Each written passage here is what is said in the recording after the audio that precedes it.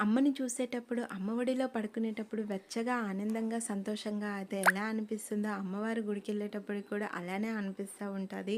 అమ్మ దర్శనం అయితే చాలా బాగా జరిగింది. మనకుండే కష్ట సుఖాలన్నీ అమ్మతో చెప్పేసుకుంటే మనసంతా కూడా ఎంత తేలికగా అనిపిస్తుందో కదా!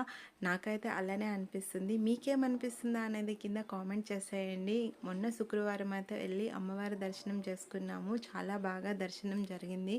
ఇంకా అక్కడ ప్రాంగణంలో కొద్దిసేపు కూర్చొని ఇంటికి వచ్చేసాము. కార్తీక మాసంలో వనభోజనంకి చాలా ప్రాముఖ్యత ఉంటుంది కదా! ఇంక ఈ సంవత్సరం వెళ్ళడానికి కుదరలేదు. అందుకోసమని ఇంటికొచ్చి ఫాస్ట్‌గా సింపుల్‌గా టమాటా చట్నీ, కొంచెం రైస్ పెట్టేసాను. గుడి దగ్గర ప్రసాదం పులిహోర తీసుకొచ్చాను. అది కొంచెం కొంచెంగా మా వారికి పెట్టి, ఇంకా మా ఇంటి దగ్గర ఉసిరికి చెట్టు ఉంది కదా! అక్కడ ఒక ఆసనం వేసుకొని ఇంకా మా వారికి ఇచ్చేసాను. తింటున్నారు. ఈ సంవత్సరంకి ఇంతే ఫలితము. ఈ వీడియో మీకు నచ్చినట్టుంటే please like, share and subscribe our channel Padmavati.